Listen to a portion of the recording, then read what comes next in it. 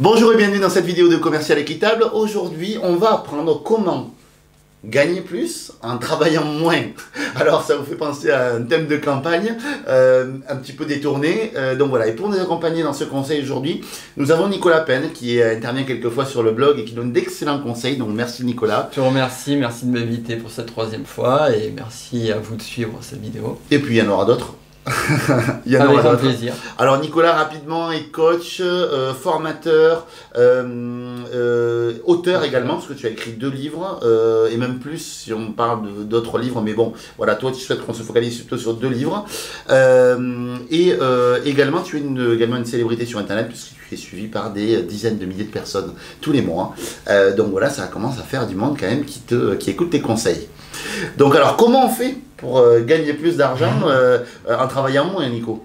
Alors ouais, bon, ça c'est la grande question, c'est mon thème de campagne, comme vous l'avez remarqué. Ouais. Non, je vais pas me lancer, je vous rassure, je vais pas me lancer dans la politique du tout. Par contre, en termes de développement personnel et surtout en termes d'efficacité, parce que là on est dans l'efficacité, il est effectivement possible de travailler moins et de gagner plus. Et justement, c'est des méthodes que j'applique à moi-même et c'est en réduisant le temps de travail que j'arrive à être plus efficace. Alors la question c'est pourquoi et comment.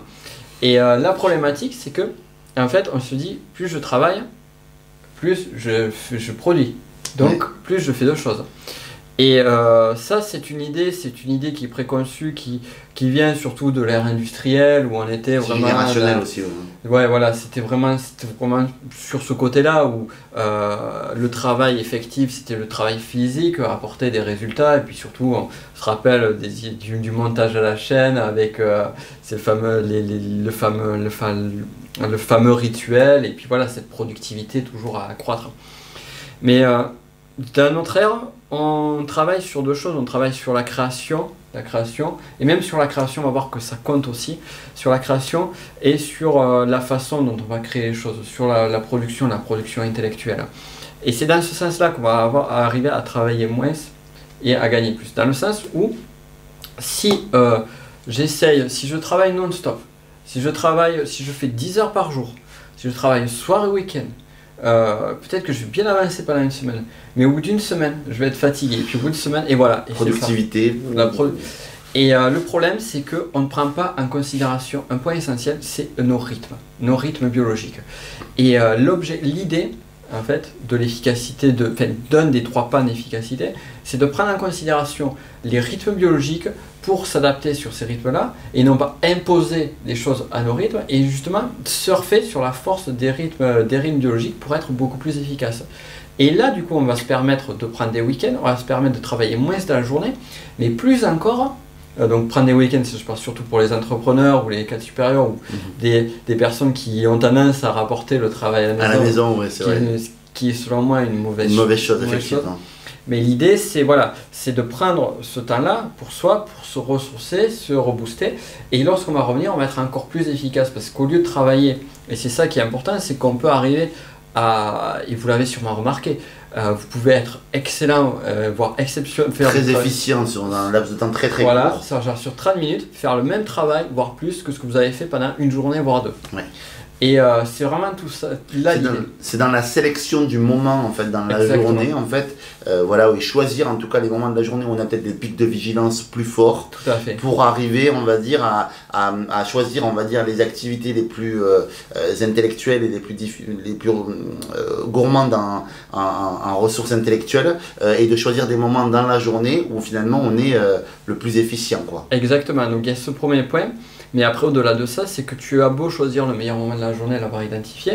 Si tu es fatigué parce que tu as dormi 5 heures par nuit pendant 4 nuits et que tu as travaillé comme un âne pendant 10 heures d'affilée, et voilà, sans compter tes heures avec le stress et tout ça, eh bien, tu as beau être sur ton pic de performance maximale, il n'empêche que tu travailleras 4 fois moins bien que si tu étais frais et que tu étais vraiment à ton plein potentiel. Et c'est Brian Tracy justement qui dit qu'il faut vraiment choisir en fait des moments dans le livre Avaler les crapauds que je vous conseille, qui est un excellent livre et une base en fait en termes d'organisation, et qui explique en fait que des fois on a l'impression que travailler 12 heures par jour pendant 5 jours, ne serait-ce que 5 jours en fait, finalement on a travaillé 60 heures, donc c'est bien, sauf que finalement si on avait travaillé ne serait-ce que 6 heures ou 7 heures par jour pendant ce temps-là, en fait, on aurait fait beaucoup plus de temps. Et je crois que le rapport, en fait, au-delà de 7 heures par jour, est de 30%, on est 70% moins efficace. Ouais, donc du coup, il vaut mieux faire une pause, quoi.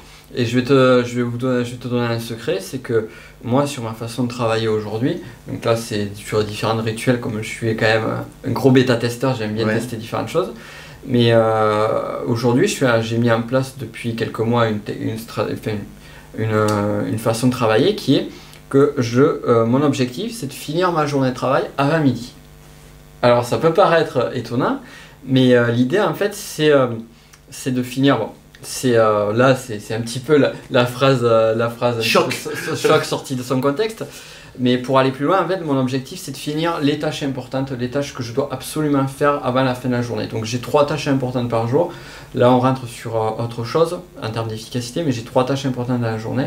Et pour moi, mon objectif, c'est de les finir avant 12h15. Midi et quart, je dois avoir fini ces 3 tâches importantes. C'est mon objectif. J'y arrive pas tous les jours, bien évidemment, parce qu'on est des êtres humains, et puis il faut savoir aussi accepter le fait que nos rythmes ne sont pas toujours au top. Mais quand j'atteins cet objectif-là, eh bien, à midi et quart, je suis libéré. Parce que tout ce qui était important, je l'ai fait. Et le reste, en fait, ce qui me reste à faire, c'est que du bonus. Et du coup, tu es plus efficace dans ton bonus. Ouais, parce que je me prends moins la tête, parce que je suis moins fatigué, et j'ai pas de pression, et puis j'ai pas ce stress derrière, et donc du coup, ça aide beaucoup. Et le fait d'avoir fait les choses importantes le matin, de vraiment focaliser, d'avoir restreint mon temps, donc du coup je sais que j'ai un temps limité sur ce travail-là, et je passe de suite à l'action. Ça permet aussi de travailler en tant que performeur, dans le sens où j'avance, j'essaye de toujours battre mes records sur la création, sauf sur certaines choses, par exemple une vidéo, ou lorsque je fais mes formations, je ne vais pas compter mon temps, parce que là c'est différent, il y a le côté pédagogique qui va derrière. Mais au-delà de ça, lorsque c'est des tâches plus techniques, et bien là par contre, je vais essayer de faire. Tu essaies d'aller le plus vite possible. Voilà. Il y a un conseil bonus que je pourrais donner, je ne sais pas si tu allais en parler, et parlons de spoiler si jamais je te. Pas de souci. C'était la loi de Parkinson, en fait, est-ce que tu allais en parler ou pas, en fait. En fait, la loi de Parkinson qui dit que si on se donne, en fait, pour une tâche donnée 8 heures, eh bien, on va la faire en 8 heures, cette tâche. Et si on se donne 2 heures pour la même tâche, eh ben on va la faire en 2 heures également. En fait, notre cerveau et notre fonctionnement est fait pour que quand on se donne une échéance, l'échéance peut être, si vous donnez 2 mois, 3 mois ou 1 mois pour faire quelque chose, ou 1 jour, en fait, finalement c'est la même chose, vous allez quand même y arriver, en fait. Alors il y a un juste milieu à trouver, évidemment, mais voilà, l'idée c'est d'essayer quand même de tout le temps essayer de se challenger sur la rapidité à exécuter une action, parce que clairement, en fait, on a des ressources insoupçonnées en nous, et à force de faire les choses, on peut aller extrêmement vite. Je prends par exemple des vidéos, à une époque, mes premières vidéos, je mettais 2 jours pour faire une vidéo de 2 minutes. Aujourd'hui, je mets 2 minutes, quasiment. C'est ça, et c'est à force de faire et de se challenger. Et en fait, si tu veux, le conseil que tu donnes qui est excellent, c'est vraiment sur ce pilier-là, sur un de ces piliers-là, que c'est basé ma stratégie de finir mes journées de travail avant midi. Pour arriver à compresser, à optimiser, ne pas bâcler. Ça c'est important, mais au fur et à mesure, parce que c'est ça aussi, ça c'est plus une peur et une croyance qu'autre chose. Ce n'est pas parce que vous travaillez 2 fois moins sur une tâche que vous allez la bâcler. Oui, absolument. Ça peut arriver bien sûr, mais ce n'est pas une vérité. C'est pas une vérité, et on trouve toujours des moyens d'arriver à optimiser différentes choses, différentes façons de faire. Rien que voilà, par exemple moi quand j'écris un mail pour l'écriture, lorsque c'est des mails conseils, donc c'est des choses sur lesquelles il faut quand même que je fasse quelque chose de structuré, de sérieux, ou lorsque je fais mes plans de formation, mes plans de vidéo, c'est quand même du travail sur lequel je ne peux pas me permettre de le bâcler. Mais par contre, j'arrive à compresser le temps. Sur l'écriture, par exemple, en faisant un travail, là on irait plus loin, mais entre le cerveau droit et le cerveau gauche. Oui, donc c'est des choses comme ça. On pourra en parler des heures et des heures là-dessus. C'est clair. Et ce qui est intéressant en fait, c'est que votre cerveau aussi inconsciemment va chercher des raccourcis pour réaliser la même chose de la façon la plus efficace. Et c'est là que ça devient vraiment intéressant, c'est là que ça devient passionnant, le fait de se challenger. Et d'ailleurs, j'ai une autre micro-astuce que je peux vous donner, et celle-là, je la tiens de Tim Ferriss, qui a écrit le livre La semaine de 4 heures. Voilà, il y a vraiment de très bonnes choses dans ce bouquin-là, qui dit en fait que chaque matin, en fait, quand vous arrivez, pour arriver à définir la tâche importante, ou pas importante de la journée, parce que des fois on peut avoir du mal à définir ce que l'urgent de l'important voilà, en tout cas tergiverser sur ces différentes tâches quand on a l'impression vraiment que toutes les tâches sont importantes.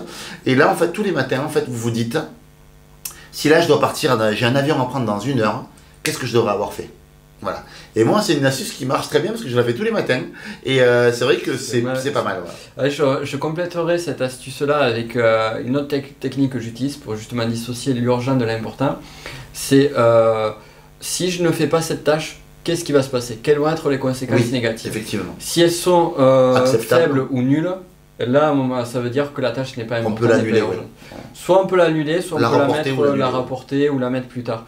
Et c'est ça la difficulté aussi, c'est qu'entre urgence et importance, on a toujours des difficultés à les dissocier. C'est-à-dire que quelque chose d'urgent, c'est plus ça la difficulté, c'est plus quelque chose d'urgent, on va dire c'est urgent, donc c'est important, ce qui n'est pas forcément vrai. Quelque chose d'urgent n'est pas forcément important. Je vous mettrai sous la vidéo, parce que comme on est intarissable sur ce sujet-là, en fait, voilà, je vous mettrai la matrice d'Eisenhower, en fait, je veux dire, voilà, qui aide en fait à redéfinir les tâches. Alors, c'est une matrice théorique, je vous dis pas d'avoir cette matrice-là, en fait, tous les jours sur vous et de l'apprendre, mais voilà, ça va vous aider vraiment à comprendre ce que l'urgent, l'important, voilà. Pour la petite anecdote, c'était un des premiers points d'efficacité sur lesquels j'avais découvert et sur lesquels je m'étais initié là-dessus, la matrice d'Eisenhower. Ok. Mais c'est bien pratique. Donc Nicolas, maintenant si on veut aller plus loin, voilà, et si on veut voilà, aller sur ta formation justement, parce que tu as une formation qui est spécialisée là-dedans, où tu donnes vraiment de quoi devenir voilà, un king en efficacité, en travail, et arriver à optimiser son temps un maximum, comment on fait? Voilà. Alors là, ici, on a donné des conseils sur différentes choses. Il y a 3 piliers en efficacité. Il y a le premier pilier, c'est l'état d'esprit, avoir le bon état d'esprit. Le second pilier, c'est en termes organisationnels. Et le troisième pilier, c'est gérer bien ses rythmes. Et ce troisième pilier, moi, je ne l'ai jamais vu dans des techniques d'efficacité. On en parle un peu, tu vois, par exemple, tu en as parlé avec Brian Tracy sur la chose. Et encore, ça va pas très loin, effectivement. Sur les techniques, sur les rythmes biologiques. Sur le rythme circadien. Oui, voilà. Tu as différents rythmes circadien, infradien, ultradien, gestion du sommeil. Enfin, il y a beaucoup de choses assez techniques et plutôt de l'ordre du biologique. Et moi, sur cette formation-là, en fait, j'enseigne sur cette partie-là, sur la partie de l'état d'esprit, bien sûr, mais sur toute la partie de gestion. Et on se rend compte qu'en fait, au-delà de l'organisation, ça va avoir une technique organisationnelle claire. On peut arriver à faire des trucs excellents et des résultats exceptionnels avec ces techniques-là. Par exemple, le fait de pratiquer la sieste, moi ce que je fais régulièrement, pratiquer la sieste dans la journée. Ou si vous n'avez pas le temps, vous ne pouvez pas faire la sieste dans votre bureau, il existe la micro-sieste. La micro-sieste, c'est quelque chose que vous pouvez faire partout. Et ça, c'est... Ouais, ça c'est... Et puis, enfin, il y a des choses aussi... Je connais pas la micro-sieste, mais ça m'impressionne. T'as acheté ta formation, toi. Je t'expliquerai, on en rediscutera. Non, ou plus à la limite, si on pourra peut-être faire une autre vidéo sur le écoute, avec grand plaisir. Ça y est, je vais le laisser, ça. Ouais. Non, il y a pas de souci. Il y a de quoi dire, ouais. Il y a pas de souci. Mais au-delà de ça, il y a beaucoup de choses qui sont passionnantes. Enfin, moi, ça me passionne, quoi. Ouais. Et c'est vrai que c'est chouette, puis tu le vulgarises super bien, on se connaît bien, et je sais de la manière dont tu fais tes produits d'information, et c'est vraiment tout le temps bourré de conseils, de supports. Il y a de la vidéo, il y a des supports de papier, vraiment, tu accompagnes vraiment les gens un maximum en termes de pédagogie. Mon objectif, c'est de rendre simple des concepts qui sont pas forcément... qui sont simples au final, mais qui sont pas forcément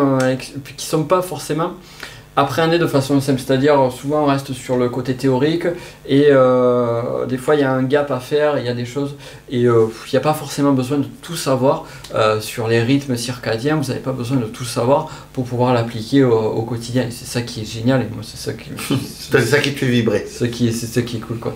Alors je vous mettrai sous la vidéo en fait un lien pour pouvoir accéder à la formation de Nicolas, qui nous fait l'honneur de nous faire un tarif spécial pour les lecteurs du blog. Donc merci beaucoup Nicolas, et merci beaucoup pour ce très bon conseil.